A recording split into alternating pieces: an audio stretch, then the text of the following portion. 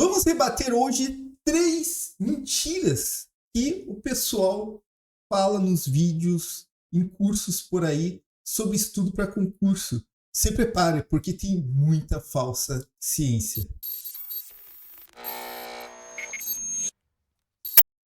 Fala, concurseiro! Meu nome é Guilherme Guimarães, eu sou especialista em concursos, aprovado em 7 concursos.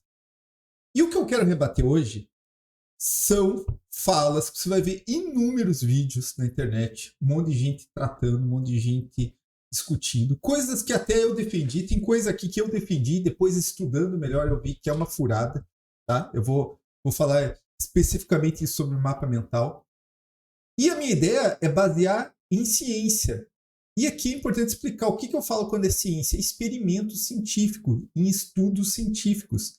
Vou trazer, por exemplo, um estudo com 2.000 pessoas. Pegaram 2.000 pessoas, fizeram elas passarem por uma técnica de estudo, resumo, e depois fizeram elas fazerem provas e compararam elas com pessoas que não fizeram resumo e chegaram a conclusões nesse estudo.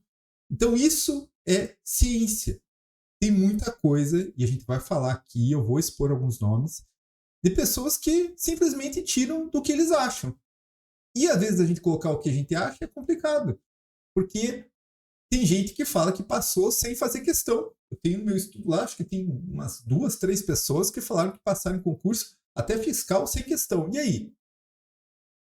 Como que eu vou averiguar se isso é verdade? Então, por isso que é importante estudos científicos. E tem estudos científicos robustos que tratam sobre isso. Então, eu vou rebater cada técnica. E, se você quiser saber mais, meu curso, o curso Método Volts, ele é baseado em ciência, ele é baseado nesses estudos, ele é baseado também na minha experiência de concurso e acompanhando alunos. Eu não trabalho mais, não sou mais servidor público já há algum tempo e me dedico exclusivamente a falar sobre como estudar. Eu não tenho outra coisa senão pensar o estudo, pensar nos concursos e estar acompanhando a realidade do concurseiro. Então eu trago tudo isso no meu método, o Método Volts. São aulas muito curtas que você vai aprender desde escolher o teu concurso, e eu vou falar todas as questões sobre o concurso meio, os prós e contras, todos os pontos, até o dia da prova. Então você vai ter tudo ali. Além disso, você vai ter grupo de WhatsApp para você fazer a tua pergunta, para você compartilhar a tua experiência e também lives mensais por um preço inacreditável e colocando Volts 10% de desconto. Aproveita porque não vai ser sempre esse desconto. E espero lá. Primeira mentira que o pessoal fala, e essa daqui eu vou tirar até de onde que ela saiu, que é ler não é estudar. Então, você fala assim, olha, você que está lendo, você não está estudando, você não vai conseguir nada com leitura. Isso daqui é mentira, eu vou provar com estudo, né? Vou provar com ciência, certo? Isso daqui saiu, vamos colocar aqui de onde que saiu. O Sr. Peer fala isso no livro dele. Só uma retificação aqui, ele nunca escreve no livro dele que ler não é estudar. Mas o que ele coloca no livro é que você só está estudando se estiver escrevendo. Então ele simplesmente afasta qualquer outra forma de estudo que você não estiver escrevendo. Tudo baseado em nada. Baseado na cabeça dele. Aliás, você quer ler um livro bom? E aqui, sério, não é jabá, hein? Não é jabá. José Mário Chaves não está pagando nada. Tem esse livro aqui. Você não sabe estudar. Olha a quantidade de estudos que ele traz. São referências de estudos, de pesquisas para fazer o livro dele. São páginas e páginas de pesquisas. Agora você vai ver o livro do professor Pierluigi, não tem nada. Não tem nenhuma referência. Ou seja, ele tirou isso daí da cabeça dele, que ler não é estudar, e muita gente copiou. Então, assim, tem várias pessoas que trabalham com concurso que começaram a copiar. Eu até sei o primeiro, mas eu não quero expor aqui. Começou a copiar e começou a trazer isso. E daí você vai pegar um estudo como esse daqui, que é um estudo do Bretzi e Halve, de 1979. Eles pegaram pessoas do ensino médio, de diversas faixas etárias, e colocaram elas para fazer diversos estilos de resumos. Eu vou mostrar eles aqui. Eles tinham que resumir 2.000 palavras de texto sobre uma tribo fictícia de pessoas. Então, esse era o estudo, e eles tinham meia hora para fazer isso, e depois eles faziam uma prova. Eles fariam uma prova com algumas questões, 25 perguntas, e depois faziam uma outra prova uma semana mais tarde. Então, isso daqui é estudo científico. Isso aqui é para você verificar se realmente o método funciona. E daí, o que você vai ver de resultado? Então, eles colocaram aqui para as pessoas treinarem algumas técnicas de estudo. Então, tinham o resumo. Então, eles tinham que fazer 3 linhas de resumo. Notas que eles tinham que escrever 3 linhas de resumo. É como se fosse um resumo, né? Tinha que escrever 3 linhas de notas em cada página durante a leitura. Tá? E daí aqui, cópia de linha. Então, e tinha que fazer uma cópia literal de 3 linhas do texto. Cópia de palavras que já estavam em maiúsculas. E o grupo de controle. O que eu quero ressaltar aqui? O grupo de controle era o que não fazia nada além da leitura. E quando você fala ler não é estudar, você está levando a crer que o aluno que está lendo, ele não tem resultado nenhum. Não tem resultado nenhum. Se ler não é estudar, e estudar a gente pressupõe um aprendizado, então não tem resultado nenhum. Mas olha o que a gente vai ver. Ó. O grupo de leitura, que é esse grupo de controle, ele tem resultados, inclusive, melhores que o grupo que fazia esse ladder search. Esse ladder search aqui é o pessoal que copiava as letras já no texto. E ele tem um resultado muito parecido com o Verbatim, que é o grupo que já copiava 3 linhas do texto. Ou seja, o grupo de cópia tem um resultado ou inferior ou igual ao pessoal que estava lendo o texto. Entendeu? Então, assim, essa ideia que ler não é estudar, você vê, olha, teve 25 questões e eles acertaram, quer dizer que ler produz resultado sim. Talvez, frente a outros métodos, seja ineficiente. Mas ler é estudar, sim.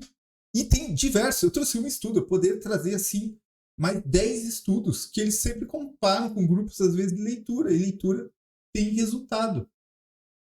E a leitura ela é mais rápida, né? Certamente muito mais rápida que resumo.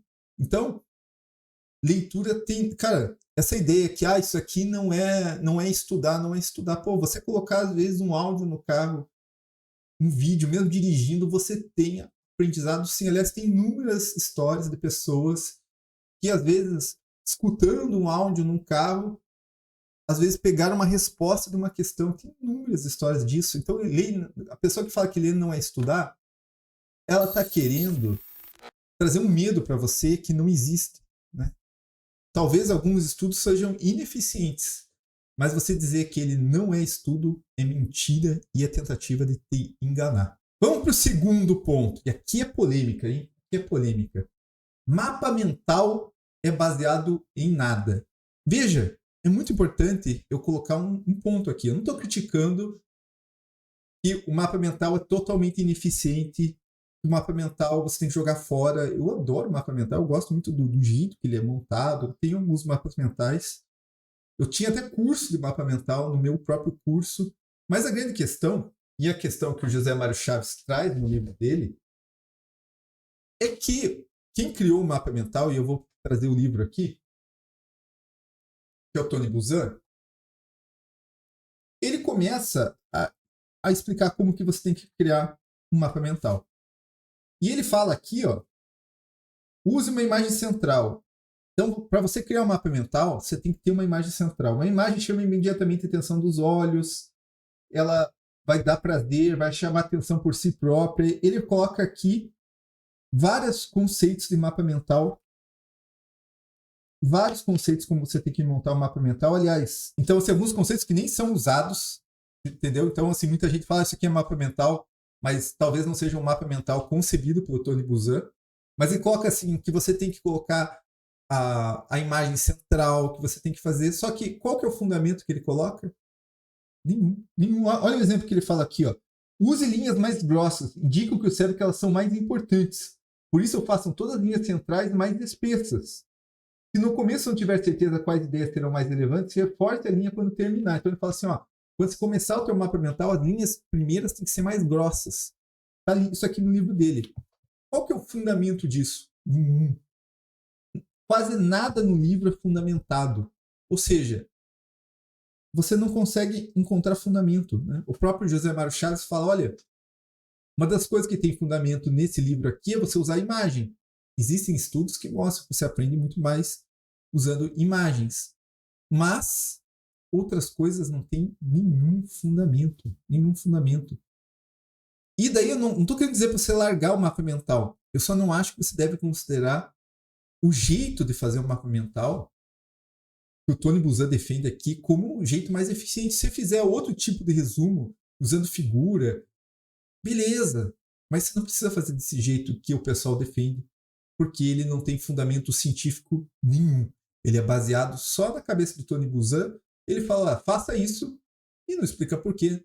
Não explica se teve um estudo que mostrou que linhas mais grossas são melhores. Ele simplesmente fala que as pessoas acreditam, e eu acreditei, até eu estudar mais, entender que isso daí realmente... Você fala, tá, mas por quê? Às vezes as pessoas usam argumento de autoridade. Só não, é porque eu falei, o Tony Buzan falou, mas tem um sentido.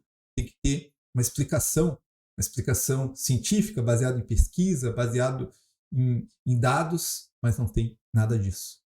E vamos para a terceira polêmica. O resumo, ele não é eficiente. E aqui eu sei que eu estou lidando com uma questão bem complicada, né? Eu já falei um pouco disso quando eu mostrei esse gráfico aqui, né? Porque se você olhar esse gráfico, as pessoas que copiavam esse note-taking verbatim, esse verbatim, esse letter search, você percebe que as pessoas que copiavam, elas tiveram um resultado até pior em algumas situações do que o pessoal que só estudou. E qual que é o grande problema? Quando você vai analisar estudos, um dos princípios que deve regir um bom estudo é a recordação ativa. O que é recordação ativa? É você tentar puxar pelo próprio cérebro, pela própria memória, uma informação para que ela se torne perene no teu cérebro, para que ela passe para a memória de longo prazo. Então, quando você responde uma questão, quando você faz um flashcard, você usa a recordação ativa. Quando você faz um resumo, não necessariamente você faz uma recordação ativa, porque normalmente você às vezes lê o texto e vai copiando os principais parágrafos. Ou se você escuta o professor, você vai pegando. Isso não é recordação ativa, isso é cópia. Como você viu ali naquele teste, não funciona. Não funciona, às vezes é ineficiente. Funcionaria se você assistisse uma aula inteira e tentasse criar um resumo usando a recordação ativa. Mas daí cria-se um outro problema. Você também pode fazer um resumo cheio de equívocos e omissões. Então o resumo é muito complicado. Existe um meta-estudo. E o que é o meta-estudo? É uma junção de inúmeros estudos,